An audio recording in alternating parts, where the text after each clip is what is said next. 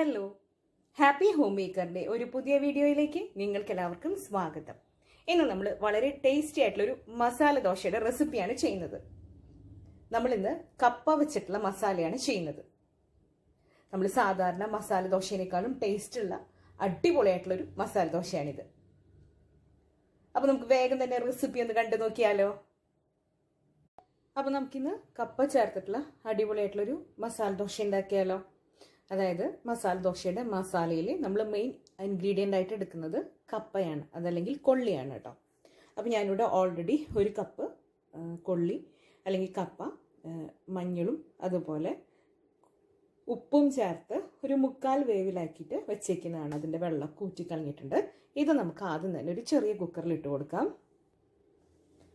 നമ്മൾ കപ്പ വേവിച്ചത് ഒരു 1/4 വേവിൽ വേവിച്ചെടുത്തേക്കുന്നത് ഒരു കുക്കറിൽ ഇട്ട് കൊടുത്തിട്ടുണ്ട്.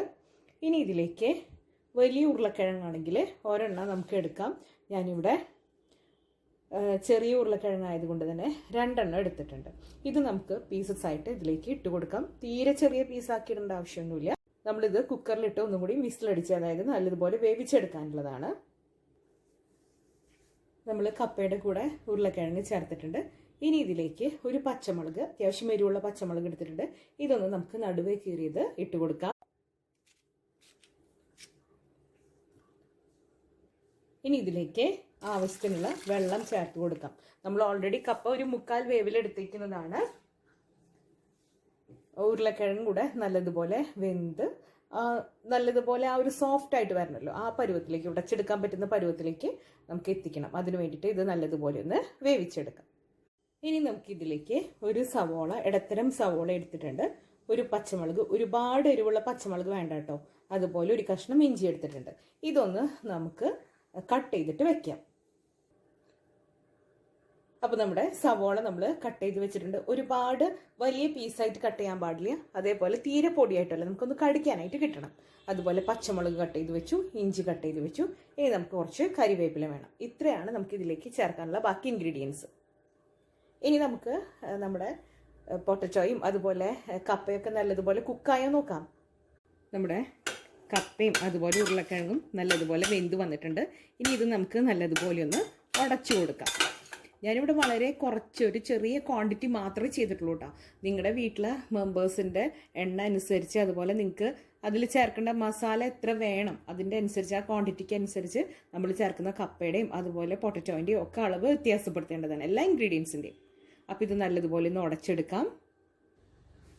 ഇപ്പോൾ നമ്മുടെ കപ്പ നല്ലതുപോലെ നമ്മൾ മാഷ് ചെയ്തെടുത്തിട്ടുണ്ട്, കപ്പയും ഉരുളക്കിഴങ്ങും കൂടെ.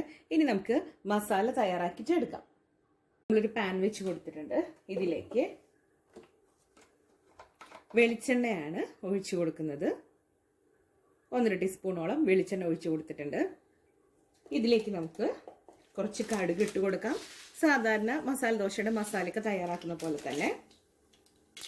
കുറച്ച് ഉഴുന്ന് പരിപ്പിട്ട് കൊടുത്തിട്ടുണ്ട്, മുഴുവനോടെയുള്ളത്. ഒരു വറ്റൽമുളക് പൊട്ടിച്ചത് ചേർത്ത് കൊടുത്തു. ഇനി ഇതിലേക്ക് എടുത്തു വച്ചേക്കുന്ന പച്ചമുളക്, സവോള, ഇഞ്ചി, കരിവേപ്പില എല്ലാം ചേർത്ത് കൊടുക്കുകയാണ്. നല്ലതുപോലെ ഒന്ന് മിക്സ് ചെയ്ത് കൊടുക്കാം.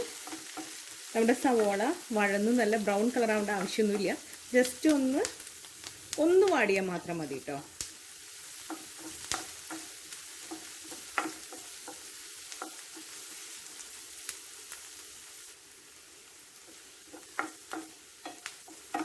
നമ്മുടെ സവോളയ്ക്കൊന്ന് ജസ്റ്റ് വാടി വന്നിട്ടുണ്ട്. ഇതിലേക്ക് നമ്മൾ എടുത്തു വെച്ചേക്കുന്ന മസാല ഉണ്ടല്ലോ, അത് ചേർത്ത് കൊടുക്കാം.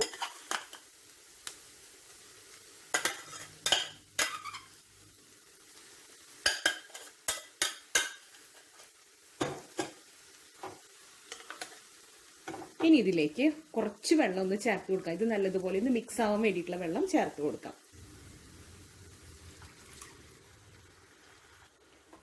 ഇനി ഇത് നല്ലതുപോലെ ഒന്ന് മിക്സ് ചെയ്തിട്ട് കൊടുക്കാം.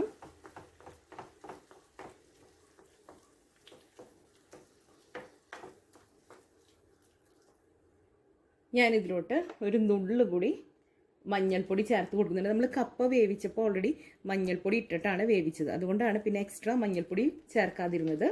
അതുപോലെ നമ്മൾ കപ്പയിൽ ഉപ്പ് ചേർത്തിരുന്നു.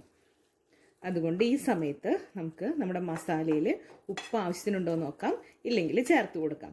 ആദ്യം തന്നെ ചേർത്ത് കൊടുക്കുകയാണെങ്കിൽ നമ്മുടെ കപ്പയിൽ ഓൾറെഡി ഉപ്പുള്ളത് കൊണ്ട് ഉപ്പ് കൂടുതലായി പോകാനുള്ള ചാൻസ് ഉണ്ട്. ഞാനിവിടെ ഒരു അല്പം ഉപ്പും കൂടെ ചേർത്ത് കൊടുത്തിട്ടുണ്ട്. ഇനി നമുക്ക് നല്ലതുപോലെ മിക്സ് ചെയ്യാം. ഈ ഒരു കൺസിസ്റ്റൻസിയിൽ എത്തുമ്പോൾ നമുക്കിത് ഓഫ് ചെയ്യാം. നമുക്കറിയാമല്ലോ, കിഴങ്ങിനേക്കാളും കൂടുതൽ കട്ടി രൂപത്തിലാവുന്നതാണ് കപ്പ. അതുകൊണ്ട് തന്നെ ഒരുപാട് കട്ടിയാക്കി വെച്ച് കഴിഞ്ഞാൽ അത്ര നന്നായിരിക്കില്ല. അപ്പോൾ നമുക്കിനി സ്റ്റൗ ഓഫ് ചെയ്യാം. ഇനി നമുക്ക് ദോശ ഉണ്ടാക്കി എടുക്കണം. നമുക്കിനി മസാല ദോശയുടെ ദോശ ഉണ്ടാക്കാം.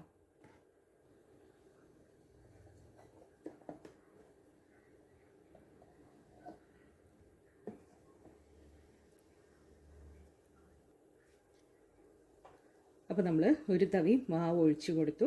അത് നമുക്ക് നല്ല നൈസായിട്ട് തന്നെ പരത്തിയെടുക്കാം. മസാല ദോശയ്ക്ക് ആകുമ്പോൾ കുറച്ച് ക്രിസ്പി ആയിരിക്കുന്നതല്ലേ നല്ലത്.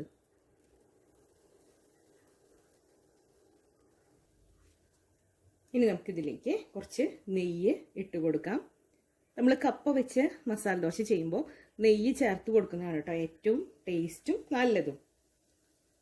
അപ്പോൾ ആവശ്യമുള്ള നെയ്യ് ചേർത്ത് കൊടുത്തു. നമ്മുടെ ദോശയുടെ അരികൊക്കെ വിട്ട് വന്ന് തുടങ്ങി. നല്ലതുപോലെ ഒന്ന് മുരിഞ്ഞോട്ടെ.